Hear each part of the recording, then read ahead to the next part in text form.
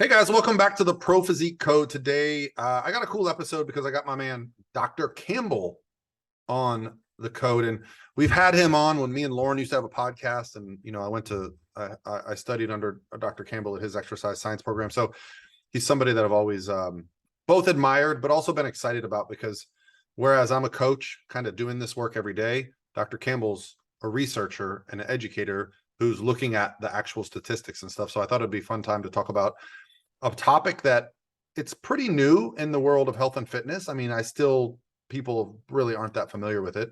And that is the term diet break. Dr. Campbell, welcome on board.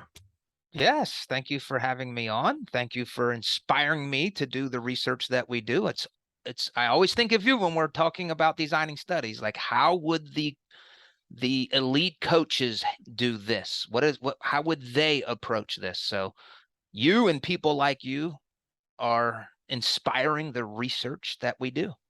Well, I do think it's interesting because, when we talk about research and true research where they put people in a metabolic ward, not just like, oh yeah, I ate about 1,200 calories and I did about 2 hours of cardio, those type of studies where they're way off, but like actual research on people that are being precise.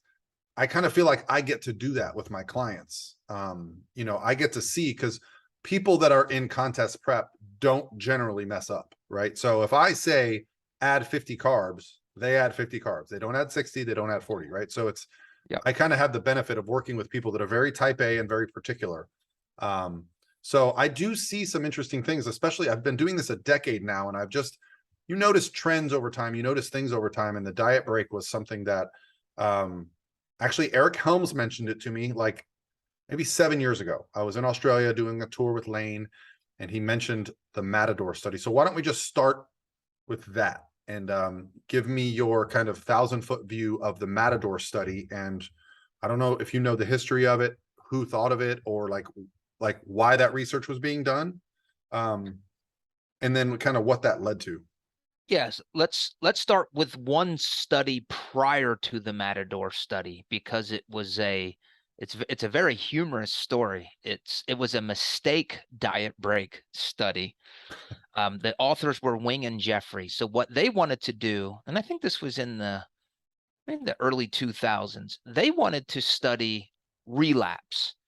So dieters will often go on a diet. They're very successful in losing weight for a few months, and this was in overweight and obese people. And they wanted to artificially induce failing on a diet. So they made them stop dieting. And then they assumed that once they made them fail, like go off the diet, they wanted to study their psychology and even their physiology about why do they fail. So they artificially induced failing. And the way that they did that was by prescribing diet breaks. So there were three groups. One group dieted for 20 straight weeks, never took a break. Then there were two diet break groups. One took a 6-week diet break in the middle of the study. So from weeks like 8 to 14 or 7 to 14, they took 6 weeks of a diet break. And then the other diet break group, they took 2-week diet breaks 3 times throughout the 20 weeks. And during the diet breaks, they were told, eat from this list. Well, they called it like the list of 13 forbidden foods. So cheeseburgers, potato chips, pastries, cakes, cookies. The subjects were not allowed to eat from this list of 13 things when they were dieting. But when they were on their diet breaks, again, they were trying to induce diet failure. They said, eat from this list. And if you were doing exercise during your diet, stop doing that. Just go back to what you were doing before the diet started. And again, they wanted to study what happens when you fail from a diet. So they thought that when they told these subjects, okay, now it's time to go back on your diet, that they wouldn't have been able to flip that switch. To their author's surprise, the subjects were able to go back on their diets with no hesitation. And the authors really had to change their entire discussion or interpretation of their study. What they wanted to study was failing a diet. What they ended up studying was, oh, it looks like prescribed diet breaks may be an effective approach during vacations or holidays for people that otherwise want to diet. So that was their outcome. So again, I think it's hilarious because it was like a mistake. And it was it Rogaine or Viagra? One of those things came about by a mistake. I can't remember which one. Definitely Maybe Viagra. I remember the story of Viagra. It was a pill for something totally different, and they just noticed the side effect. yes. Okay. Okay. So that study, I guess, what they found was that, remember now, the diet break groups, they only dieted for 14 weeks out of 20. The control group dieted for 20 weeks. At the end of the 20 weeks, they all lost about the same amount of body weight. They didn't do body composition, so I can't talk about body fat or lean mass, but there was no training, no resistance training component. So I would ask people, what would you rather do? Diet for 20 weeks and lose 10 pounds, or diet for 14 weeks and lose 10 pounds? Kind of a no-brainer, but that's what they reported. So that study, again, was what I would call the initial or the original diet break study. Then more recently, I think it was 2018, the Matador study was published. And that set the world on fire because the results of that study were really incredible. And that's me, who doesn't like to use a lot of hyperbole speech, but it was really fascinating.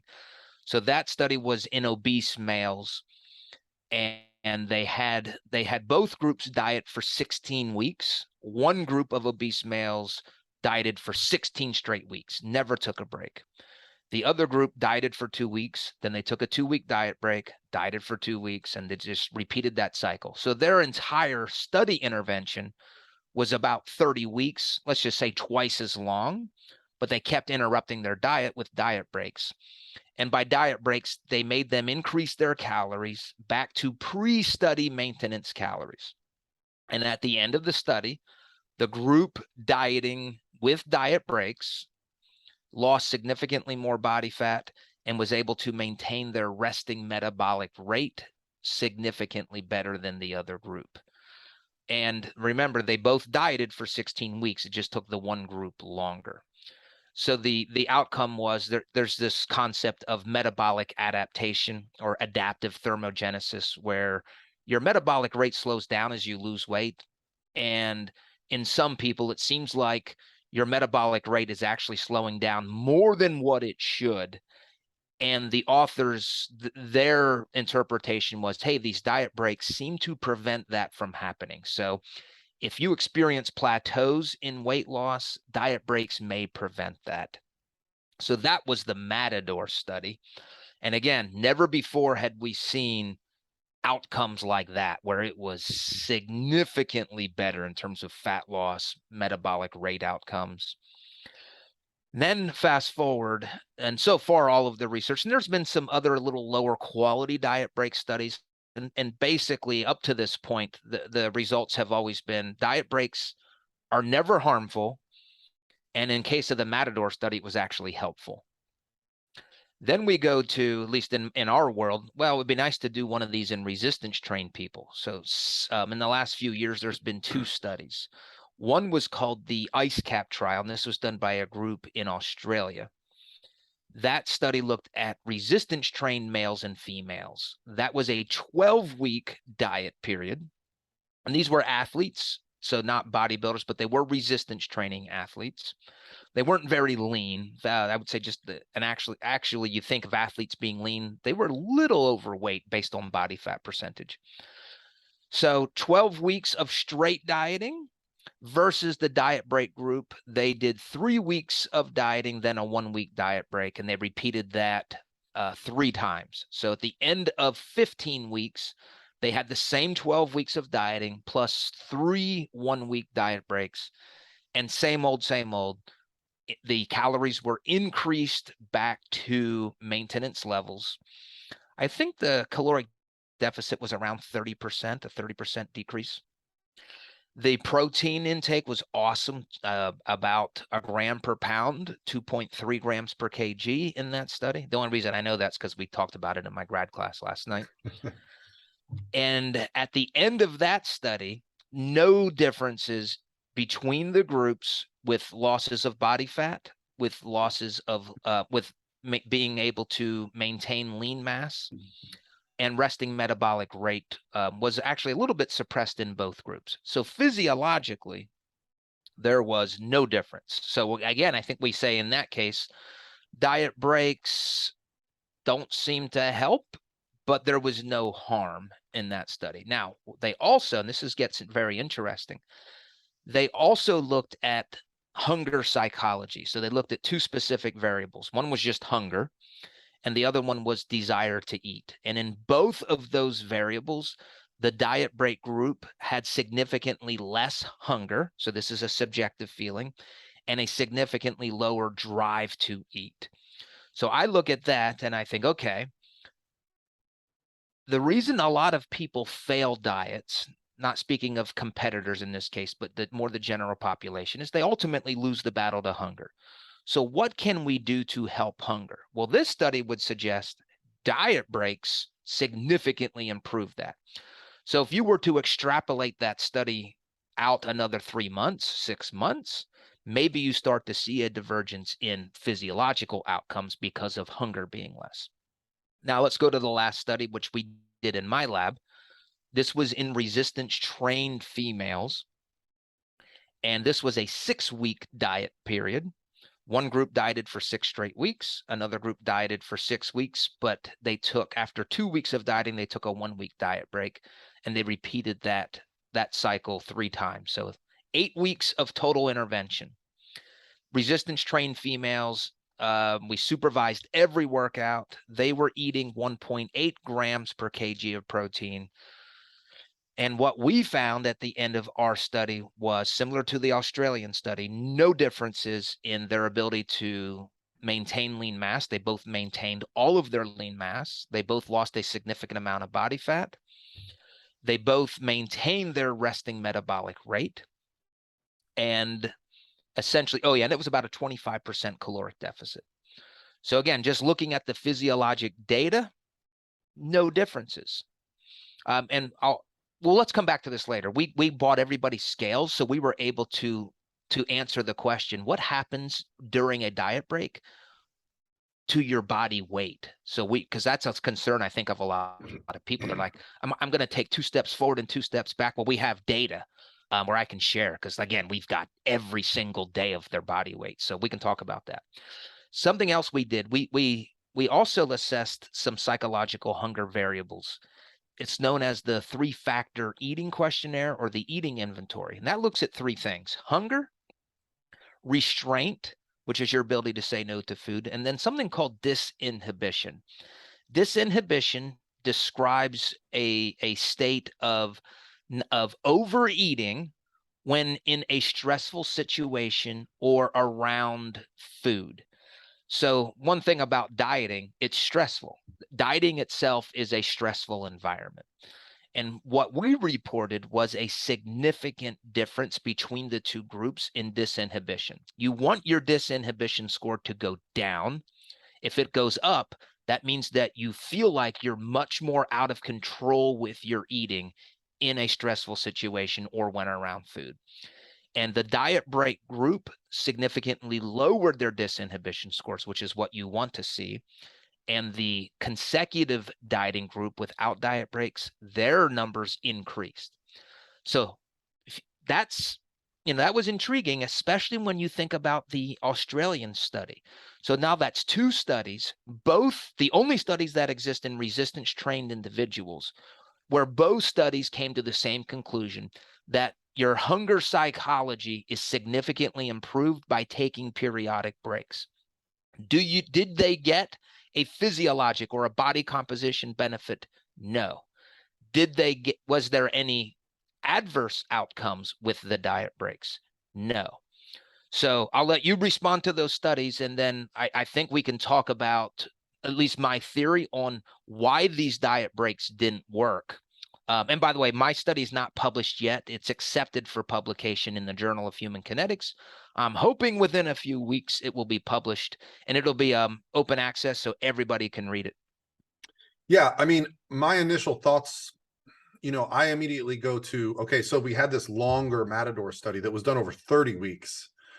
My question would be, what was the change in body fat percentage in these groups? Because to me, that's when I start to use diet breaks, right? I don't start a person who's dieting for a contest with a diet break every 3 weeks, 4 weeks. They might not get one for 10 or 12 weeks. But what I found is that once their body fat gets to a certain point and it's below our natural set point where we start to get fatigued and stressed, that's when I introduce the diet break. And it might be one a month. It might be one every 6 weeks. It might be every other week. I might do 4 days. It's like a feeling as a coach that I've gotten Yep. based on my intake form that my athletes have. They tell me where their hunger is. They tell me where their sleep is. And so I start to just notice these things. And I've also noticed we hit a sticking point, right? So I've adjusted calories down. I've adjusted cardio up, and we're starting to like stall. And then I say, okay, this is when I need to intervene. And I would say the overwhelming majority, I would say 90% plus, benefit from that week. And that, like you said, their hunger signals will go down a little bit, but they also they'll sleep better. Their training is better. And so for me, it's almost like resetting them. Like they get set back to maybe 6-8 weeks ago's metabolism wise. And quite often, and maybe as high as 50% or more, they'll start dropping weight on those, what I consider maintenance calories, which to me, I've always interpreted as, okay, we're turning on these metabolic pathways that have been kind of shut off because we've been so low on calories for so long. Now that they're sleeping better, their digestion improves. Like some of these things are just starting to kick on. And I don't understand all the science of it, but I have overwhelming evidence of dealing with contest prep clients for the last several years that I do not have a single person get on stage without having had a diet break, and usually multiple. So it's interesting to me. I would say for me, like you said, the one group was a little bit overweight. Like how much body fat were they losing in these studies typically? I can't remember the Matador study. You said In obese. That was an obese group, and I think we all know that obese men are the easiest to lose weight, right? Because Mhm. and in my mind, and correct me if I'm wrong, they have the least diet history, whereas women more typically start restricting calories and trying to lose weight is like even in high school. Yep. So as someone who works with people trying to lose weight, if an obese male comes to me, I'm like, this is easy, right? Whereas a girl that's 30 pounds overweight and she just wants to lose those 30 pounds, but she's eating 1,000 calories and doing an hour of cardio already, you're like, oh no, this is bad news, right? She's already done a Yes. lot of diet cycles. Yeah, and you mentioned, I think, two critical aspects of your experience with diet breaks and how you utilize them. The one is how researchers do this one way, and in the real world, it's done another way. So, in all of the research studies, it is a prescribed diet break based on time. Every 2 weeks, every 3 weeks, every 4 weeks, because we as researchers, we have to standardize everything about a study so that some people aren't getting one treatment and somebody else getting another. In the real world, what as you do, you're timing it based on biofeedback, which makes sense. If somebody's losing body fat on their current plan, and just because you think it's time to do a diet break because that's what the research says, well, I would say that's stupid. Why would you try to fix something that where it's working so well? So there's the first thing. It's the principles of diet breaks may be effective. Now, the second thing is what you mentioned about the utility of a diet break. So the origin of the Matador study, their entire purpose was to basically fix a problem that diets cause. So we start there. Diets have negative consequences. Briefly, they cause a decrease in muscle protein synthesis. They significantly elevate muscle protein breakdown. They cause anabolic resistance, and that's due to the growth hormone IGF-1 axis. So everything about dieting, being in a caloric deficit, is working against your efforts to maintain or potentially build muscle. The other things that can happen, obviously, bad moods, irritability, and then we also have a suppression of metabolic rate. So if the diet is causing these problems, if it's inducing these issues, these negative consequences, That is where a diet break has potential, has the utility to counteract them. So now we ask this question. In the Australian study, were those subjects dieting hard enough and long enough to induce these negative outcomes? No. So what's a diet break going to do? Well, in that case, not much physiologically. My study, did our female resistance trained subjects that were dieting, did they lose muscle mass? No. Did they suppress their metabolisms? No. Again, a diet break has utility when the diet is causing negative adaptations, negative consequences. It's almost like this. I'm just going to use just general language. If there's nothing broke, a diet break can't, there's nothing for a diet break to fix. So in our study, we actually mentioned, it seems like, or hypothetically, because we don't have data in resistance trained or in bodybuilders in the evidence literature, if they are going to be effective, the diets need to be pretty severe and or extended periods of time. Who does that? Your people. Right. So I'm very, and again, I think it's always context. If you're going to look at the studies, yep, they don't help. Okay, they might not help, but for general population, do they hurt? No. Is there, well, actually, they do help with hunger. It's been shown in both studies, or both resistance training studies. So there's clearly benefits there. I would say not everybody needs a diet break, but yeah, you touched on one, how you implement them. That's how it should be done, in my opinion. You base it on what that individual client needs. And two, you're working with a group of people where there's actually utility for a diet break to actually be effective in offsetting some of the negative consequences of dieting.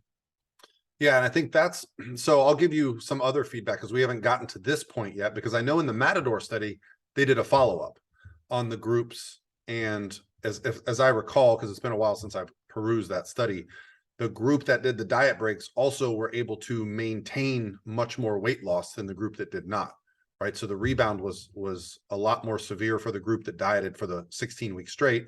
The group that did, 2 weeks on, 2 weeks off, they maintained more of the weight loss. And in my experience, so when I first got into coaching competitors, we didn't use diet breaks, nothing even close to it. What we would do is 1 or 2 days a week, we would bring carbohydrates up and called that a refeed day or a refeed period. And even at that point, 10 years ago, 12 years ago, when I did my first show, my coach was Lane Norton. He was one of the only coaches doing that, right? A lot of my contemporaries that I would talk to that were doing the shows, they were on these very restrictive meal plans, low calories for months at a time. Whereas I was getting these high carb refeeds throughout prep. So, advantage me, I thought, in prep, but we didn't have the diet break strategies yet at that time. But what I noticed was people that did multiple shows would get leaner. So Yep. if you did 2-3 shows, and the commonality between doing a show is when you do a show, you drop your cardio off, you bring your food up, you do the show, you lose the anxiety of getting on stage, of putting your tan on, of posing. You go out for a big meal, probably Saturday night. Sunday, you go out for a big breakfast. You have some fun on Sunday, and you get back on track. So it's kind of a condensed form of a diet break, right? You're getting refreshed, you're getting recovered, and then you're back on track. And it occurred to me after a few years, why am I waiting for my athletes to get on stage before I give them these peak week protocols? So I started doing peak week testing weeks and weeks out from shows. Lo and behold, they're getting leaner and leaner and they're feeling better. And the real magic of it is, the thing I hated most as a prep coach was that I felt like when the season ended, their last show, they were in great danger of a very drastic rebound. It happened to me after my first show. I still remember the feelings of just, I didn't really have a lot of direction because this stuff wasn't around, but just like wanting to eat everything and not having any reason not to, and you've done a bodybuilding show. I'm sure you remember that feeling as well. Yep. Well, I can tell you to this day, when my competitors' season end, they do not gain weight, Bill. I have to be fairly aggressive. So I have them reversing into the shows using a peaking protocol called linear loading. They're eating more food the day before and the day of their show than they were eating in their off season, when the show is over, most of the time they don't even want to go out to dinner. They say, I'm good. I'm just going to go home. I got my trophy. I'm going to go home. That's crazy based on what I would think is the norm. Now, a lot of times they want to go out and be social because they haven't had alcohol. They want to have a drink. But I'm telling you, the occurrence of rapid body fat gain post-show for my competitors is close to 0%. Man. And that's the thing that's made me happiest as a coach, because it was always a tough feeling to not hear from a client for 2 or 3 weeks. And then they'd message me and be like, I feel terrible. I can't stop eating. I've gained 20 pounds. What do I do? And I never really had the answer for that, other than to say, like, you kind of got to get back on your routine. But the routine didn't work anymore because you've already put on this body fat. It's a little more resistant, where I don't have that problem anymore. I can, you know, if you go on my Instagram page, I'll show you. And it's one of my favorite things to do because I want the information out there, right? I want people to understand that there is a better way to compete. There is a, you know, I don't want to call it healthy, but there is, you know, as Dr. Mike Zordos would say, I can't tell you if this is better, but I can tell you it's better than what we used to do, right? So this might not be the best ever, but it's better than what we used to do. That's what he would always say about his, you know, squat protocols. So that's what I say. I say, I don't know if this is the best way to do a prep for a show, but it's so much better than how we used to do it or how most people do it. And so putting out that information is very important for me. It's part of the reason I wanted to have you on here, because to me, the diet break is the greatest tool of every prep coach and every competitor. Everybody should be doing diet breaks before they get on stage. And maybe we could talk a little bit about, while we have some time, what a diet break looks like the actual numbers, the calories, the cardio, stuff like that. So I guess since you were firsthand with your study, you want to talk about yours? Yeah, I can. Let me just touch on just a philosophical perception or philosophical viewpoint of diet breaks for competitors real quick. For the people who don't use diet breaks, let's say they're in a perpetual dieting phase, 3 months, 4 months, 5 months long. That is a catabolic state on the body that never ends. Everything about a caloric deficit is catabolic. Now, that's good for body fat. We're losing body fat, yay. Not good for lean mass. So every time you do a diet break or even a refeed, which would be 1 or 2 days of bringing calories back to maintenance calories, that is now a day that you're not catabolic. And in fact, if you had any amount of a suppression of metabolic rate, when you take your calories back to maintenance, the reality is you're probably in a slight surplus at that time. So now your body is not catabolic and potentially anabolic. So again, think for a bodybuilder prepping for a show. If they're instituting these diet breaks and refeeds periodically, they are just not catabolic for a long period of time without bursts of anabolic or an anabolic environment. Secondly, you mentioned refeeds. Diet breaks will do the same thing. If you're increasing your calories back to maintenance levels, you can say, let's really jack up carbs, or even if you don't, a lot of those calories are going to come from carbs generally. What that does is carbs will secrete, or they'll cause the secretion of insulin. And insulin is a very anti-catabolic hormone for muscle mass. It will suppress or lower muscle protein breakdown. So now we have an argument for diet breaks causing a maintenance of lean mass when in an elongated diet phase.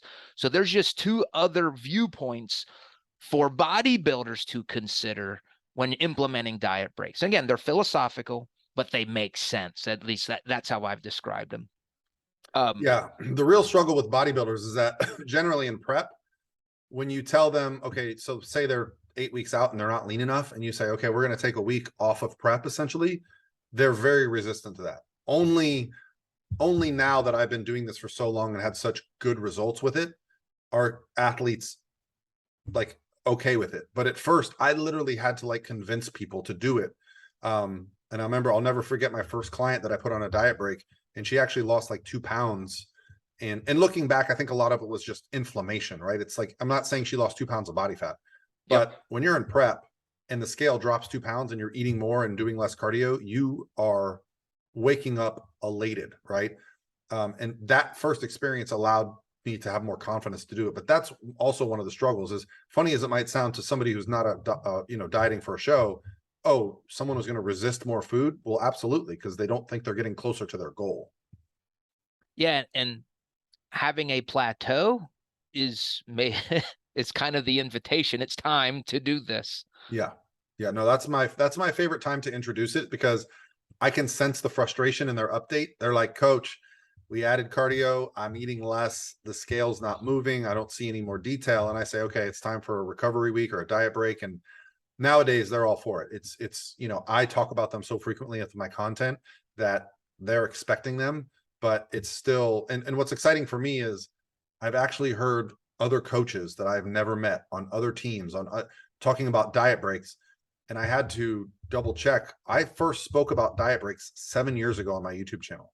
So like, Wow. I'm pretty sure, I hate to toot my own horn, but I'm going to do it. I'm pretty sure I introduced the diet break as a regular part of contest prep dieting, right? Like that's something that had never been done. And, it was a lot because I had spent some time with Eric Helms in Australia and we talked about this phenomenon. But yeah, that's something that will never go back in my mind. I will use this strategy going forward. I've just seen too much positives from it. Now it does require you to be very diligent as a coach. You probably need to plan for your prep to be a little bit longer. You can't have your back against the wall, because, if you have to get leaner, sometimes you just got to do what you got to do and, put your foot on the gas and do more cardio and less food, because technically that's going to put you in that deficit. But there is just something magical about an athlete the week after they've had a diet break. You can sense it. They feel better. They look better. Their mood's better. And then also now we're talking about the post-show stuff. They don't have the same sense of urgency to overeat. Their disinhibition is better or worse. Yeah, that's huge. That's what can keep careers longer, keeping people from just, it can get pretty ugly for people in post shows. Oh, I've seen a lot of people compete for one kind of season and never compete again because they put on that 40 pounds and they think that's what bodybuilding is. And I've always looked at this as a career. I want my athletes competing every other year. I want them competing whenever they need to. Now that I have competitors competing at the higher levels, we have to be in a position to be closer to stage weight and be ready sooner. So, if I have a person who's at stage weight eating their off-season calories, it's so much easier to manage that, because even if you're hungry, if you've got a high volume of food, you can deal with it a lot better. Your energy is going to be better. Now, I'm not saying people that are stage conditioned, truly stage lean, I don't care. You're just not ever 100% well, right? Your energy ebbs and flows, this, and your hunger, all that stuff ebbs and flows. Even if you're eating 3,000 calories at 6% body fat, you're not feeling great. Yes. And can I ask you, is your normal protocol to go for 7 days when you're introducing these? Is that generally, yeah. I find, 7 days. Now, if my athletes are resistant to it, I'll do a linear load. So instead of bumping their, I'll give you some numbers. Let's say I have a girl, let's say she weighs 120 pounds. She's been in prep for 16 weeks and her stage weight is probably 110, right? Let's say I have her on 130 protein, 120 carbs, 45 fat, and she's doing 60 minutes of cardio every day. For her diet break, I would keep her protein right around 130. I would take her carbs from 120 up to close to 200, 190, 200. I'd bring her fat up to 50 to 55, and I would cut her cardio right in half to 30 minutes. And you do that for a full week. But if she resists me, I'll say, okay, on Monday, I want you at 140 carb. On Tuesday, I want you at 160 carb. On Wednesday, I want you at 180. And I'll have her check in every couple of days and say, how are you doing?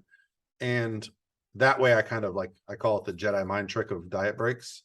I tell them, check in every day. And then that way sometimes they panic. They go, what do you mean a whole week of this calories? That way, it's a more controlled, but we get to the same place with the calories higher, the recovery higher. I don't know if I've talked to you about this, but I still have this theory now. You start to come up with theories as a coach when you see things so why is it that if someone's resistant to fat loss and we let them recover for a week, less cardio, more food, all of a sudden they can start losing body fat again. And I've kind of called it chronic inflammatory syndrome, where their bodies are in a state of like such chronic inflammation and defense of itself that it's like, I will not lose body fat. And I don't know if it's hormones, if it's digestion, if it's a combination of all these factors, but it's almost like you got to let the body go, oh, okay, things are okay now. And then it'll start dropping. So I don't know. I mentioned that term the other day and someone says, well, where's the research on this? And I'm like, I don't know that there'll ever be research on bodybuilders that diet this hard because they're so focused. I don't know that they would be interested in doing studies. I just don't, The only thing I think the best we'll do is case studies, multiple case studies. I think. Yeah. And that's why the Chris Foz case study was so helpful. But imagine now we redo the Chris Foz study, but we add in diet breaks. Yep. Where his hormones and his metabolism, all those things were tanked. But the cool thing about Chris was he was natural, which I prefer to focus on natural athletes, and he kept all of his muscle, right? That was the cool thing about that study. Like, hey, yeah, his hormones might have tanked, but he never lost any muscle. And he was a pro natural bodybuilder. Now, we do have data on Holly Baxter. James Longstrom led a case study with her, and we did exactly it. It was a case study. It was the year that they got married. So she got married. I think she competed a week or two later. So we have not published that yet. We're still writing it up. So, but we will have a case study that incorporated blood work with diet breaks and multiple competitions, like 2 or 3 competitions. You asked about, well, what does a diet break look like? So in our studies, what we've done is we spend the first 2 weeks before the study starts just calculating maintenance calories. Okay. And the way that we do that, because I'm very, very focused. What is your maintenance calories? Because that sets the stage for everything. How much do we want to cut? Reduce your calories. What do we bring you back to when it's time to do the diet break? So we have our subjects record, track their macros for 2 straight weeks, weigh themselves every day. And typically they don't gain or lose any weight. So it's relatively easy.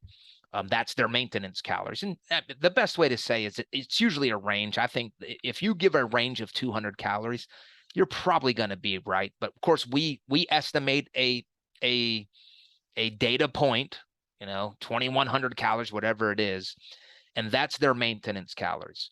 So then we reduce that during their diets. Typically in my lab, we reduce by 25%.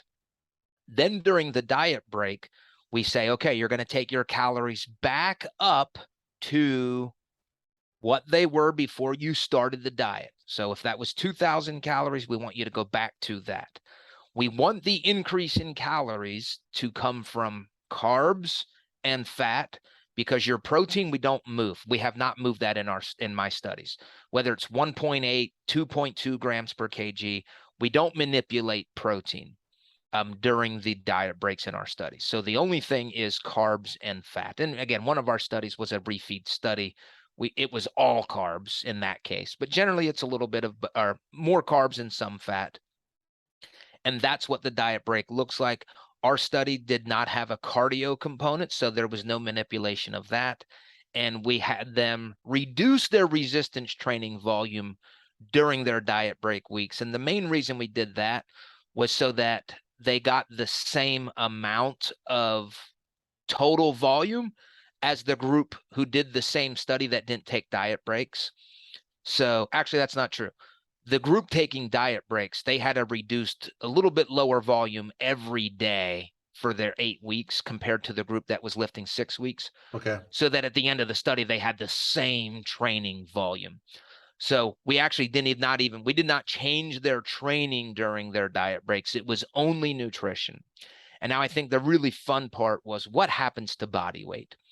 And the answer is it depends. We had some subjects gaining about 2 pounds of body weight during this week, maybe even closer to 3 pounds. We had some subjects that lost 2 or 3 pounds. On average, they gained about 1/4 to 1/2 of a pound. That was on average. But again, some people gained a few pounds, some people lost a few pounds. Ultimately, on average, there's a very slight gain in body weight. And somebody says, well, I don't want to gain weight. My answer is it doesn't matter. At the end of the day, you do not maintain that little bit of weight gain. And in fact, as we're suggesting, or as you experience, there's probably a benefit to doing diet breaks over a long period of time. It's just that our studies have not looked at this over a long period of time, nor have we had the the more aggressive caloric deficits that you're working with.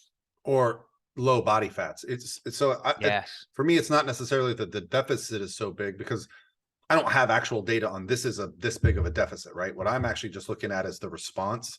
But what I think would be interesting is, like you said, if the scale goes up during the week of the diet break, well, are you testing body composition? Because if you're eating more carbohydrates that's being stored in the muscle cells, that's lean body mass. So you might technically be leaner at a heavier weight, right? So especially as, if you're working with athletes and bodybuilders and you said, hey, you didn't gain any weight, or you gained a pound this week, but your body fat percent dropped by 0.5% because now you have all this extra lean body mass, and your performance in the gym is better, right? And anybody who's ever dieted and gotten very lean knows when you eat carbohydrates, you look amazing, right? You don't look emaciated. Your muscle bellies fill out like a balloon. And so you get these fantastic pumps. And so the psychological benefit for an athlete that's very lean, that hasn't seen themselves filled out, can be wonderful. Like I still remember my first prep with Lane, and a couple of days out of the week, I would be like, I look terrible. Why am I doing a bodybuilding show? I look like a bag of bones. And then I would do a refeed day, and I'd go in the gym the next day and I'd be like, I look like Arnold Schwarzenegger. I could be the best bodybuilder on the planet. The the change in my mindset over those 24 hours was mind-boggling to me. The first prep, it was difficult to deal with, but the successive preps, I knew, oh, I look terrible today. And that would get me excited because I can't wait to see what I look like with the refeed carbs. So with the diet break, which I did my last prep in 2018, I did a lot of diet breaks. I would be just, the psychological benefit of being like, wow, I look so good, really was helpful for me, for the long term of dieting. Because that's the psychology of dieting, I think is probably under discussed. And a diet break really benefits the psychology of the dieter on multiple levels. Yep. Yep.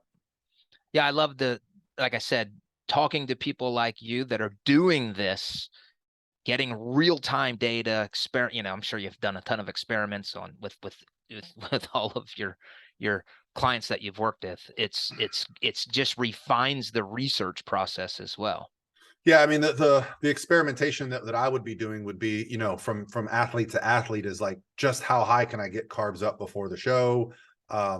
Some people respond better to higher carb and higher fat. Some people respond very good to higher fat and moderate carb. So it's about fine tuning. I like to use the day of the show and the post-show meal as an experiment. So I'll tell them what, I'll say, what do you want to eat after the show? And they'll say, I want this. And I'll say, okay, I want you to have that, but don't have any sweets, right?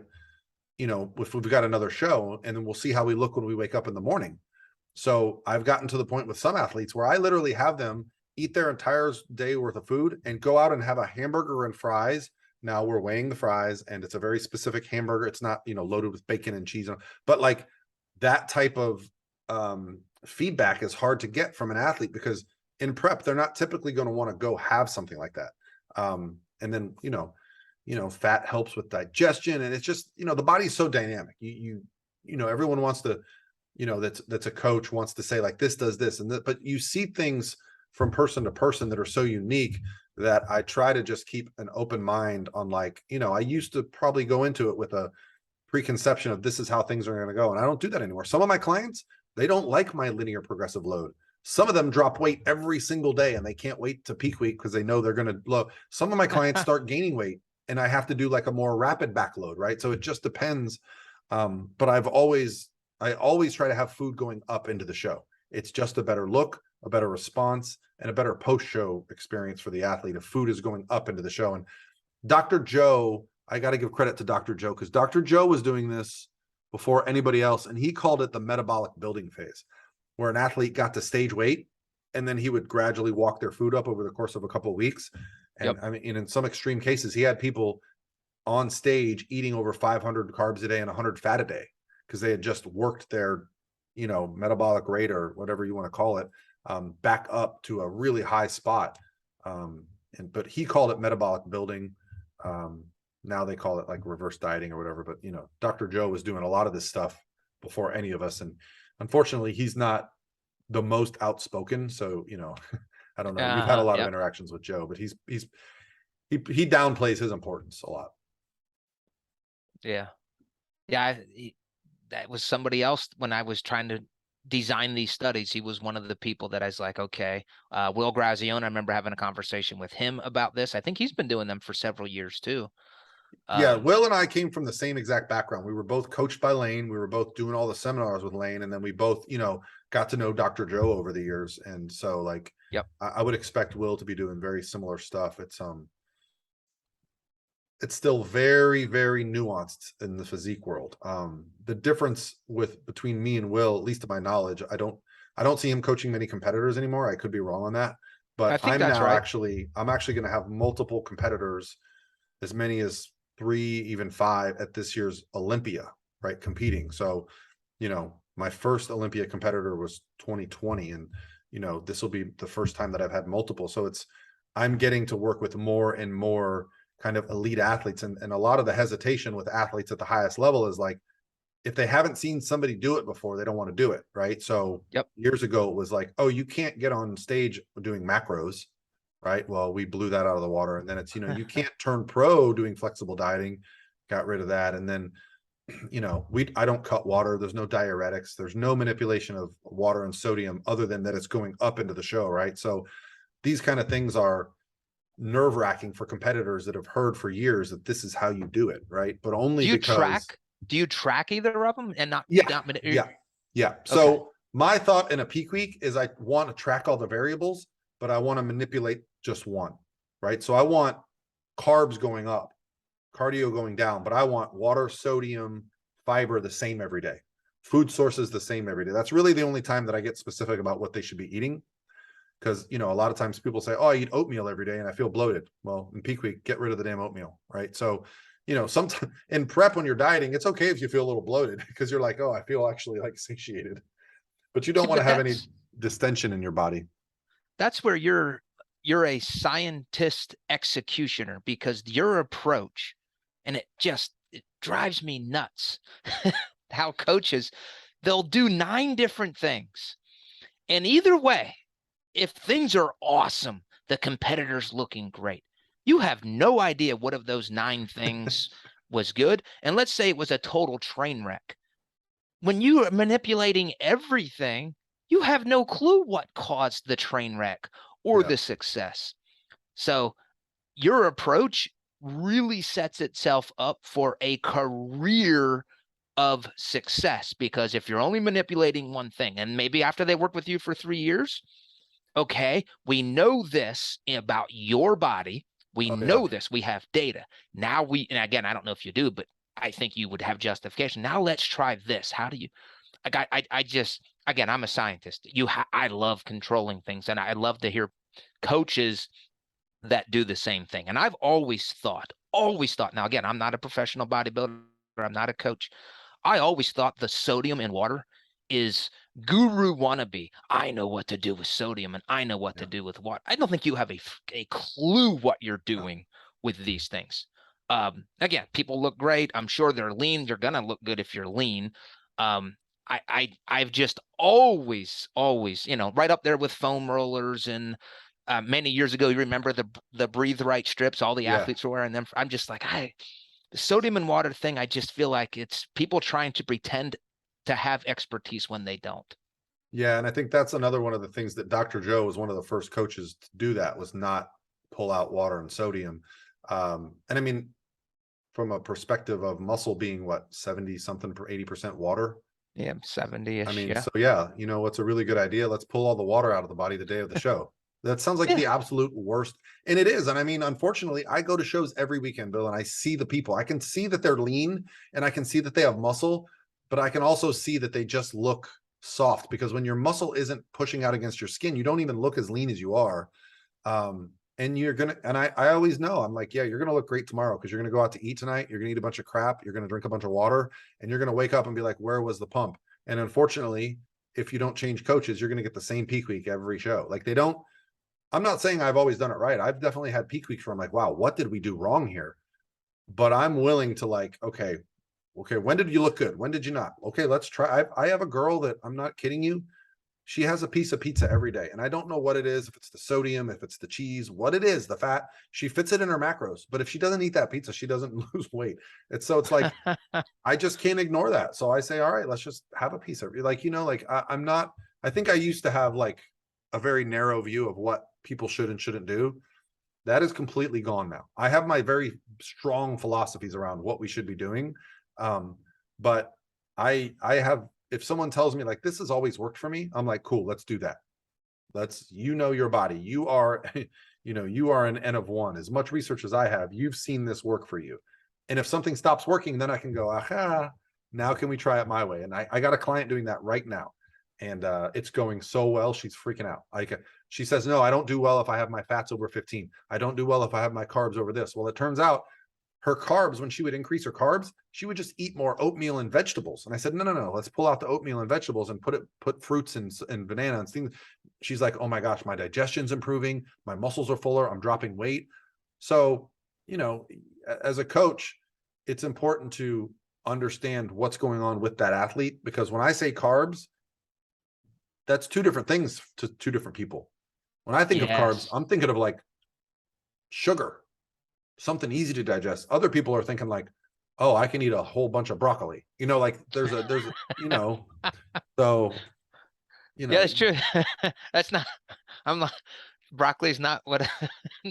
well, because that's what a That'll- lot of people, a lot of the coaches will say, like, they're on a no carb diet, but they have unlimited vegetables. Uh-huh. I'm like, so now you're just going to create like a person that's just constantly munching on vegetables all day.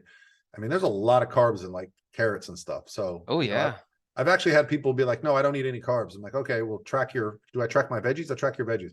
Yeah, I was there eating like 150 grams of carbs a day, telling me they have no carbs. Yeah. So, because, veggies don't count, the Nope. whole, Yeah. Yeah. so.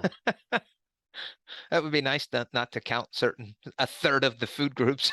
Well, and I think for some people looking to get into dieting, this is why things like fasting and keto and other modalities of dieting, which all have their goods and bads. But if you can just abide by a simple set of rules and make progress, I think people try to avoid accountability or thinking too much. But I can tell you, like, once you learn to track macros, it's so easy. I can't even imagine not doing it. And I don't do it all the time. But if I need to lose some weight, I just start tracking my macros and I go, yep, there's the problem. Oh, I agree. I think it's the best education in food that you can have. Like I'm one of, again, I am not a like everybody should do this, like mandate, but I do think everybody would benefit from tracking macros for a 6-month period in their life. Yeah. Yeah. 'Cause Whenever you someone then says, you someone says to me, like, yeah, caloric restriction doesn't work, I fast. And I just want to go, well, I would like you to track how much you eat and let's see, like, I'm sure you're actually in a deficit if you're losing weight. So, but well, that's a whole nother video series. So, all right, so let's end it with this because we're getting close to the end here. What would you like to see in research, or have you thought about in the diet break realm that we could look at next to further this kind of, theory? I think I would like to see, and actually we are doing this. I'm working with somebody from Kelly Johnson from Coastal Carolina. We're looking, this is in obese females. We're combining diet breaks with diet refeeds, just to, kind of long diet breaks, and if you want to call them short diet breaks. So just that combination. And essentially, I think you said it earlier, diet breaks, the knowledge of those is only in this elite fitness bodybuilding community. There is in the broader culture, it's unheard of. People don't, they just think I got to go on a diet for 5 months and I'm just every day. Well, that's not conducive to anniversaries, to children's birthday parties, to vacations, to I'm just sick of that. Like such a positive, and again, you still have to show some restraint. That's something we didn't talk about. When you're on a break, it's not a food orgy where you're eating anything you want for that week. You're still limiting your calories to maintenance. But I love this lifestyle or sustainable approach. I think diet breaks make dieting a sustainable way to lose weight, because you can make the diet breaks coincide with your lifestyle decisions and vacations, holidays, so that it works for you. Yeah, actually, when these first came about, I didn't like the term diet break because it implies that you're taking a break from dieting or taking a break from tracking. And it couldn't be further from the truth. So I do wish there was a more accurate terminology like diet reprieve, or, I don't know, whatever you want to, there's probably Diet some, pause. yeah, diet pause would be good. But it's the same idea that, like, I don't know what diet it was that had the planned cheat day, like the cheat meal was, introduced. And to be fair, like if you're on a strict diet and you get a cheat day, that's going to help your restraint all week, knowing like, oh, I can get through anything as long as I know I get my, I get to go to TGI Fridays and eat all the food. And then I go right back on my diet. So whatever strategy, and then we get to the psychology of dieting, which the diet break study, if, they talked a little bit about the hunger and the desire to eat, I would assume that's tied into your psychology, but like the psychology behind the break and how it impacts an individual helps somebody long term. But I would like to see like blood work. I guess they did a little bit of blood work testing some of the metabolic markers and stuff like that, but I don't know. I don't, is there a way to accurately measure whole body inflammation or stress? Well, there's stress markers like cortisol being one, like IL, some of these interleukins. So yes, there is systemic inflammatory markers. Yeah, so maybe if we could see if some of those were down, Yeah. Now that the Australian study did do a lot of blood work. I can't recall. I mean, if something was like a big difference, I would recall. yeah. But again, the whole situation is with our studies, they're normal people losing a little bit of weight, Yeah, well, losing a little bit of they're fat. not below, I like to call it the set point, right? Where like most people can get and just maintain their like normal body weight. Competitors are well below that. And that's where I Yes. think the real power of a diet break comes, is when the body is in that constant state of, I call it to my athletes, I say, you got chronic inflammatory syndrome. And they're like, what's that? And that's just my way of saying, like, you're inflamed, your body is beat up, you're tired, your digestive system is beat up, it's tired, your brain is beat up, it's like the CNS. Like I don't even, like, I part of me wishes I had another life to go study this stuff, because it's just, there's a big difference between what you do and Brad Schoenfeld and then what I do, and it's just hard to do both, right? Like, because Yes. I'm doing this at such a high level, I don't have the time. And you're doing your stuff at such a high level, you don't have time to take on 100 athletes and just coach them all the time. So I do feel like, as we're learning more about these diet breaks, more and more information, it's going to lead to another nuance of the study, right? So maybe next time you can get a study where you have males and females at a normal body weight and they go below, right? And that would be just the trigger that would show us, wow, this is when it really benefits us. Because I think one of the hardest things and this is my last point and we'll get off the podcast, and this is a comment I get all the time on my YouTube. I've lost 100 pounds, but I still got 20 to go and I don't know how to do it. And I want to tell somebody, man, you've lost 100 pounds. You probably spent a year dieting. Your body just needs a Yes. damn break, man. Like, you do need a reset. You need to allow the body to kind of establish a new baseline at this weight before you can lose another 20 pounds. And it's just, Yeah, the and mindset sometimes is tough because they are afraid to gain even an ounce. yeah. And it's a skill to maintain. Like, let's see if you've obviously developed the skill of losing a ton of body weight. Right. Now let's work on the skill of maintaining that. And like you said, then I think there's the argument. You do that, those 20 pounds, you'll work 5 times as hard if you try to tackle this now than if you can wait half a year to try to lose those 20 Right. pounds. And Because well, it's a and skill. even if you do get it off, you're just increasing the likelihood that you're just going to have a Yes. break. Because Yeah. the body fat can store fat really quickly after a long diet. It is a very good body fat storage machine at that point. It is just set up to just absorb everything. Yeah, and that's where you get into a condition known as hyperphagia, where you just can't stop eating. Yeah, body fat overshooting, I think was the Yep. term. Yeah. Yep. So, That's the outcome of hyperphagia. Exactly. well, I think we should mention your research review, because a lot of this information is in the September issue, which people can, if they download it, they can get all the back issues. And it started in what, July?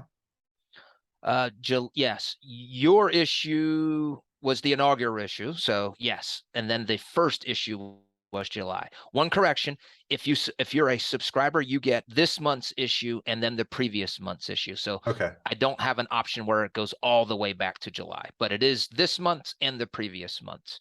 So can someone pay and get all of the articles? That is coming. Okay. Once I get to the 6 month part, 6 month, then I will offer that as a bundle, the first 6 months. Oh, that's awesome. And Yes. what's the website? So the research review is called Body by Science, and it is a research review where I summarize and review 2 studies every month that are solely focused on building muscle and losing body fat. And it's basically it's tailor-made for bodybuilders, for people who are serious about their fitness and nutrition and their physique. That's the research that I do. It's the lifestyle that I like to live. So if that describes you, I think you'd get value from it. It's pretty easy. Just go to my website, which is billcampbellphd.com. It's $6.99 per month. And in addition to me reviewing the articles, I also bring in 2 experts. So you were my first expert, you and Lauren Conlon. And I think that's where the true value of my research review is, because I summarize the studies. I make it very easy to understand. But then I'm bringing in experts like you to say, okay, here's the research. Yes, here's how I apply it. And that really stimulates ideas. Oh, I never thought about that. But Paul does this. Maybe I'll do this in my own diet, or maybe I'll do this with my clients. So that is the part that I love.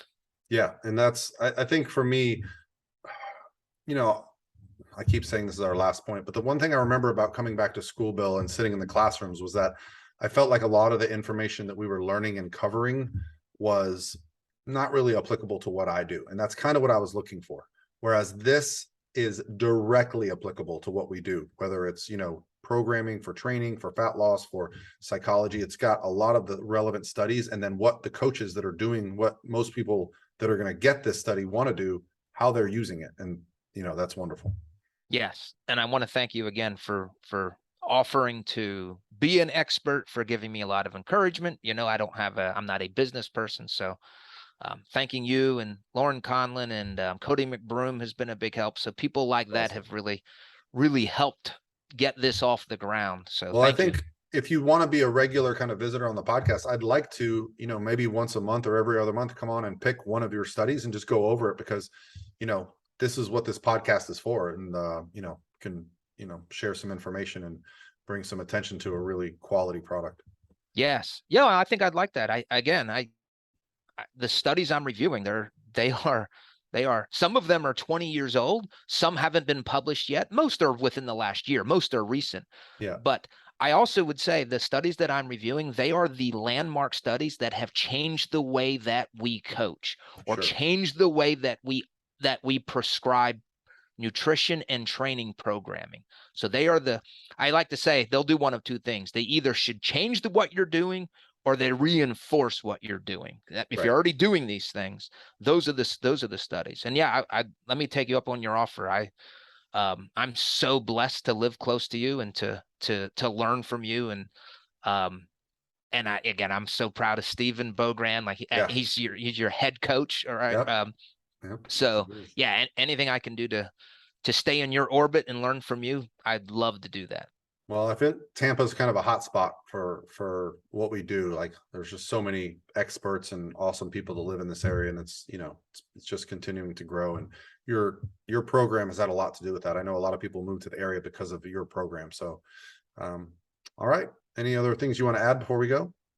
Oh, just a reminder, if anybody's interested in ordering my research review, it's billcampbellphd.com. And even if you don't want to purchase it, you can get the inaugural issue for free. And that is where you are talking about processed foods and protein distribution, so protein feeding. So you and Lauren Conlon are just talking about, okay, here's how I handle this. And that just gives you a taste of what Body by Science is about. Perfect. Well, go get it, guys. It's free. And you'll definitely see the value. And then make sure you follow Bill on Instagram, because he's always putting up really fun questions, and I try to answer them before I look. I'm usually right. All right. Thank you, Sometimes Dr. I'm Campbell. wrong. All right. Thank you.